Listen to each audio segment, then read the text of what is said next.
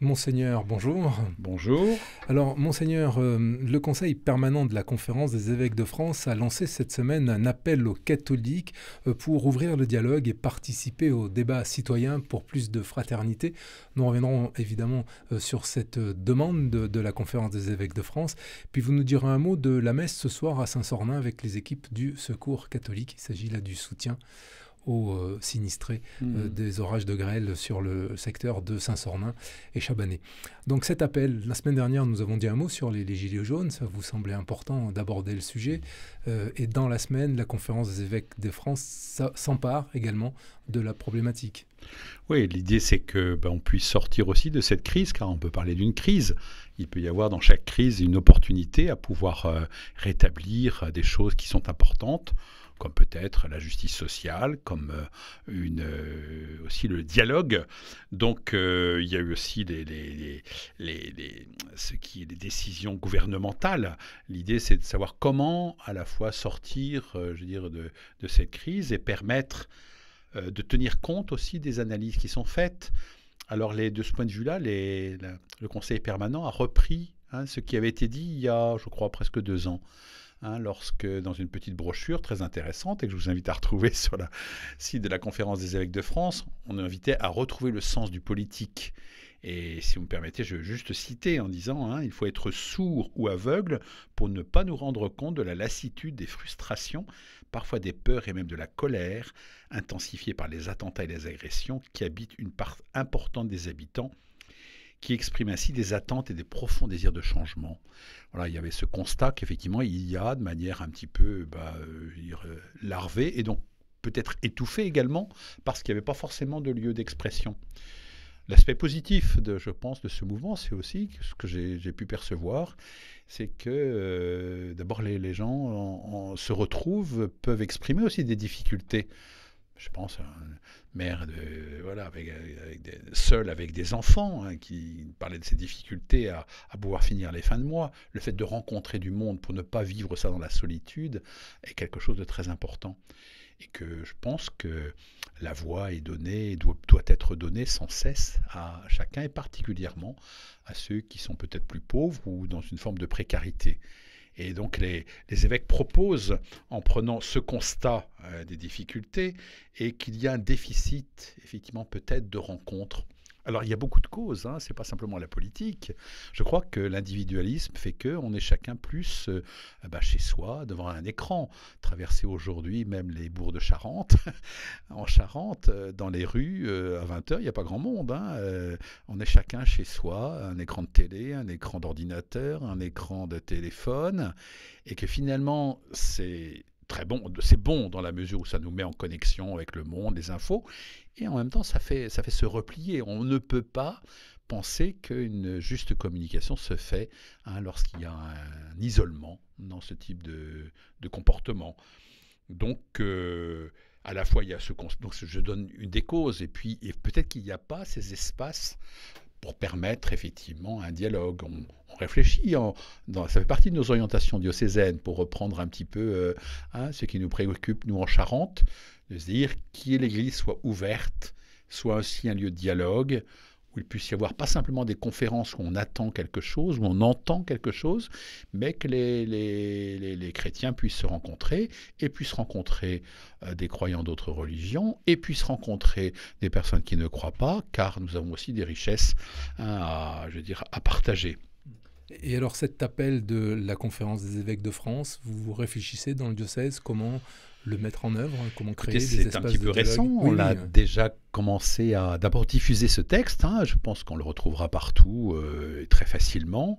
On l'a envoyé à tous les prêtres, on les a envoyés aussi à tous les mouvements. Pour qu'ils puissent dire comment, parce que de manière très concrète, les évêques nous invitent à mettre en place ces espaces de parole. En prenant aussi ce constat qu'il y a des milliers de paroisses en France, et qu'avec des mouvements, des aumôneries, des associations, on entendra tout à l'heure parler des scouts, tous ces mouvements qui permettent effectivement du coup aux citoyens de se retrouver, et aux chrétiens de se retrouver ensemble pour construire quelque chose.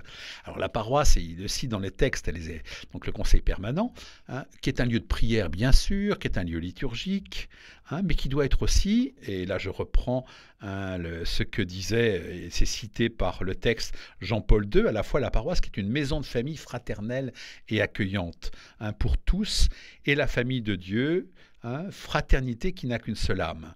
Et je pense que faire grandir la fraternité nécessite d'avoir des espaces que peut-être l'Église peut offrir. Quelle est la contribution nécessaire que doit apporter l'Église pour permettre vraiment un climat de fraternité? Donc voilà, c'est ça la vraie question. Donc dans le texte du Conseil permanent, il y a à la fois une invitation à créer ces espaces. Comment allons-nous le faire en Charente? C'est pas forcément dire au conseil épiscopal de décider, ça peut venir aussi de la base, il peut y avoir des initiatives, il faut compter sur les initiatives, l'idée c'est pas de faire ce qu'on demande, l'idée c'est de comment est-ce que justement on peut s'approprier ce texte, mais pas dans 6 mois, le texte dit dans les semaines à venir, je crois qu'il y a quand même une urgence liée à la situation. Donc de se poser la question de ce bien commun, qu'est-ce qui pourrait favoriser la rencontre et la participation de tous aux décisions qui concernent tout le monde.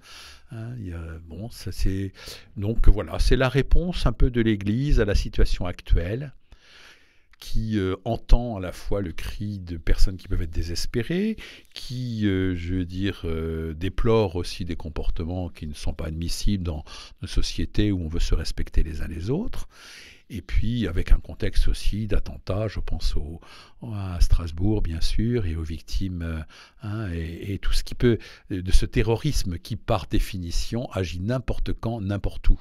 Parce que si on prévoyait qu'ils arrivent, ce serait plus. L'idée c'est que véritablement dans une ambiance plutôt paisible, quelque chose de grave va arriver qui traumatise tout le monde.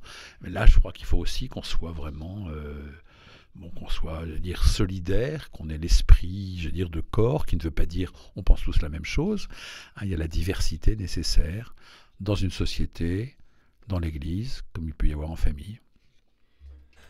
Ce soir, c'est sans doute aussi par souci de solidarité que vous serez présent à la messe à Saint-Sornin à 17h30, proposée par les équipes du Secours catholique. Alors c'est suite aux intempéries qui ont eu lieu au mois de juillet, là-bas, sur ce secteur Saint-Sornin, Chabanais, 18 communes. Proposé par le Secours catholique, proposé par le curé, aussi les curés de la paroisse, puisqu'ils sont plusieurs. Et puis donc j'avais eu l'occasion de passer, c'était 24 heures ou 48 heures après ce passage de ces grêlons dévastateurs, où ça avait été quand même, j'ai été très très marqué par cette destruction des biens matériels. Grâce à Dieu, il n'y avait pas eu de victimes également.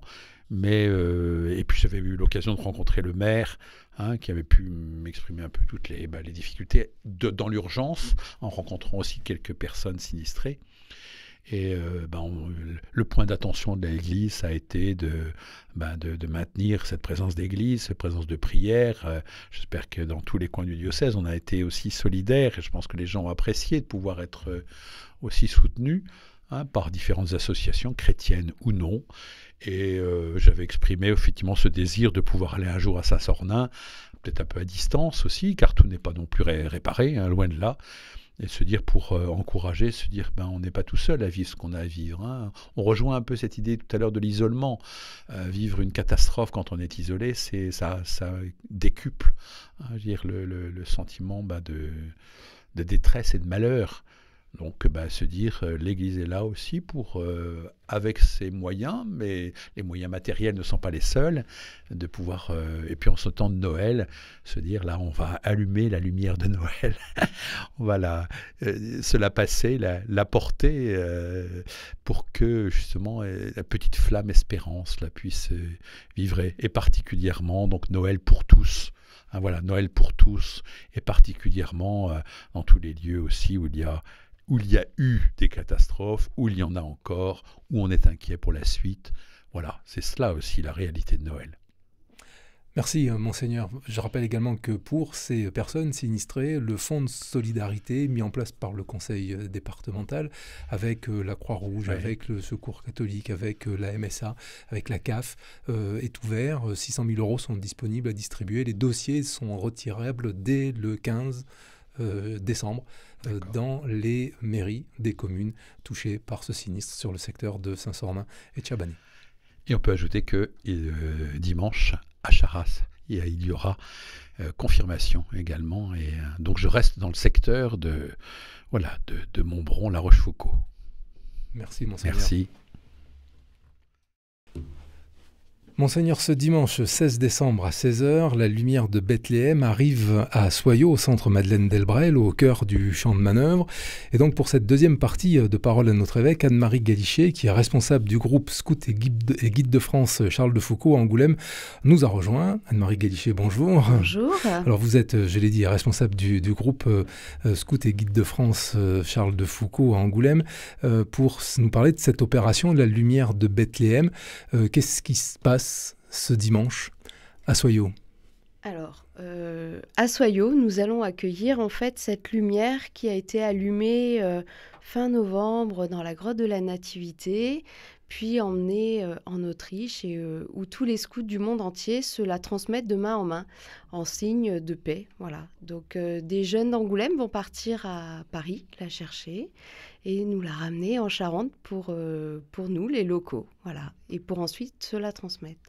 Alors, quelle est l'origine de cette opération Alors, l'origine, c'était les scouts en Autriche qui, en symbole de paix, ont lancé l'opération il y a 13 ans. Du coup, relayé par les scouts et guides de France et les éclaireurs et éclaireuses unionistes de France, tous les scouts du monde entier se transmettent cette flamme en symbole de paix, en signe de fraternité. La symbolique, c'est celle-là, c'est celle de la fraternité. La fraternité, oui, qu'on peut être tous artisans de paix à travers le monde, voilà. Alors cette lumière arrive directement de Bethléem et elle est portée partout. Elle est portée partout par des scouts du monde entier. Est-ce que des actions sont prévues ensuite? Enfin, il ne s'agit pas d'apporter la lumière et la laisser. C'est symbole ça va plus loin. Hein. Alors,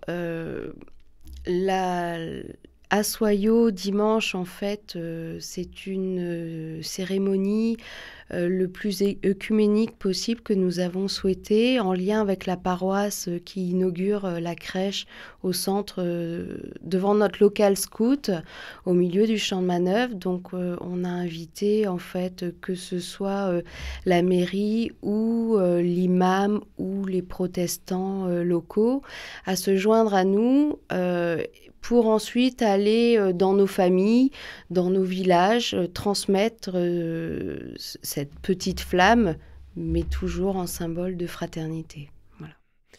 Parce que là, vous avez parlé d'inviter les communautés musulmanes, le maire aussi, parce qu'en même temps, ou parallèlement à cette lumière de Bethléem, il y a l'inauguration de la crèche de Soyaux, c'est ça, Monseigneur ? Oui, tous les ans, c'est à l'occasion de Noël, ce petit rassemblement autour d'une crèche qui est extérieure au centre Jacques Sevin, juste à côté du centre Madeleine Delbrel, qui est dans la rue, et depuis une dizaine d'années peut-être. Et c'est l'occasion d'ailleurs pour tous les habitants du champ de manœuvre de passer devant une crèche qui est d'ailleurs... moi, je trouve que c'est beau parce qu'elle est bien respectée comme symbole chrétien. Et je pense que face à cette sainte famille, je crois que c'est ça aussi la lumière. À la fois, c'est arriver à vivre ensemble. Et on arrive à vivre ensemble lorsque il y a un événement qui fait qu'il est comme fédérateur. Et je crois que pour nous, chrétiens, bien sûr, ça n'aura pas le même sens pour pour un frère musulman. Mais pour nous, c'est véritablement... autour de la crèche, quelque chose devient possible. Alors, on parle beaucoup de la lumière du ressuscité, mais je crois que Noël, c'est quand même un peu la fête de la lumière, dans la mesure où on aime beaucoup allumer des bougies à Noël, c'est pas pour rien. Et cette flamme qui vient de Bethléem, je crois que c'est un beau signe offert à tous. Alors, Anne-Marie Galichet, j'ai dit au début que vous étiez responsable du groupe Scout et Guide de France Charles de Foucauld à Angoulême. On a rajouté Charles de Foucauld parce qu'il y a 2 groupes de scouts à Angoulême. Et oui, aujourd'hui, depuis le mois de septembre, en fait, on a la chance d'avoir 2 groupes à Angoulême parce qu'effectivement, nous avions beaucoup d'enfants. Et donc, un nouveau groupe a ouvert, un groupe marin, le groupe Saint-Simon, a ouvert au mois de septembre. Donc, nous avons la grande chance d'avoir chez les scouts et guides de France, de manière générale, et dans le scoutisme en général, de plus en plus d'enfants à rejoindre nos unités pour découvrir la fraternité, la vie dans la nature. Et du coup, à Angoulême aussi, donc c'est à peu près 120 enfants sur Angoulême qui vivent du scoutisme à travers les scouts et guides de France. Qu'est-ce qui explique ça, monseigneur ? Qu'est-ce qui explique ce retour des jeunes vers le scoutisme? Alors Anne-Marie va pouvoir répondre. Je vais juste faire une petite carte du diocèse. Est-ce que vous pourriez nous dire combien il y a de groupes scouts de France sur le diocèse? Alors, il y a un groupe aussi à Barbezieux qui a une 50, 80 enfants, je crois. Il y a La Rochefoucauld, pareil, Ruffec et Cognac. Donc, on a la chance d'avoir des groupes scouts un petit peu partout dans notre diocèse. Donc, c'est une grande joie. Et donc, comment vous expliquez cet engouement, j'allais dire, des jeunes pour le scoutisme? Alors moi, quand j'ai des familles qui m'appellent, beaucoup de familles m'appellent en me disant j'ai envie que mon enfant vienne dans la nature, découvrir, respecter la nature, et puis vivre avec les autres, sortir de sa console de jeu, qu'il y ait des valeurs qui soient transmises. Donc je pense que c'est tout ce qui est véhiculé à travers tout ça qui, en ce moment, permet au scoutisme d'être porteur, d'avoir énormément de jeunes. On a des jeunes qui viennent de tous les horizons. C'est un mouvement ouvert à tous. Et c'est des jeunes qui vont découvrir, à travers le jeu, l'action, finalement, la fraternité et la fraternité de Jésus. Voilà, c'est vraiment des jeunes de tout horizon.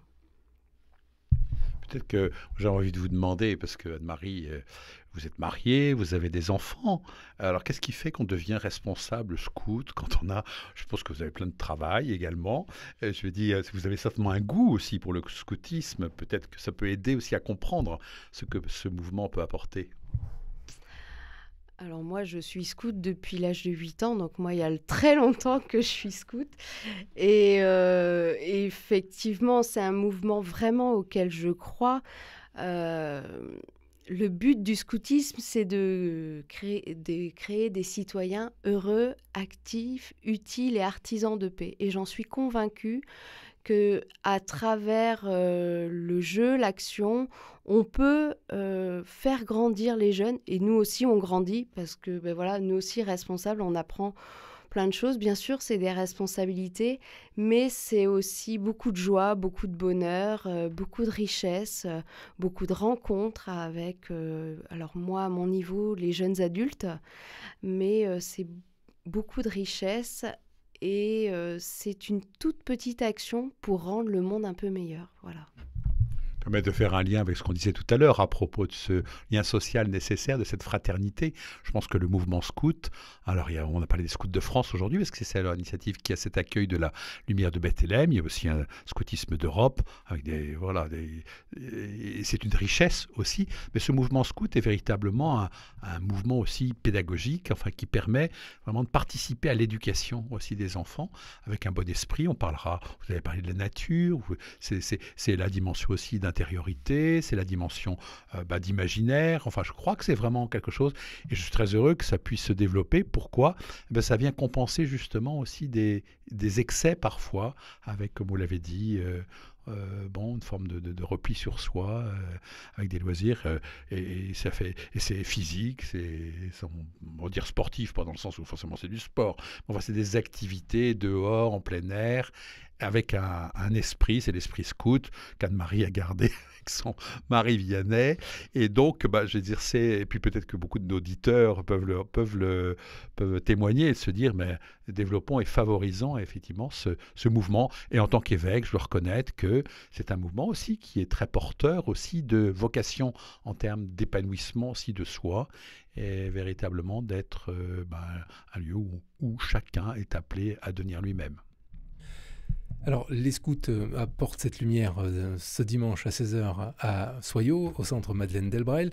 Et donc, tous les groupes scouts de Charente viennent chercher aussi cette lumière en plus des paroisses ?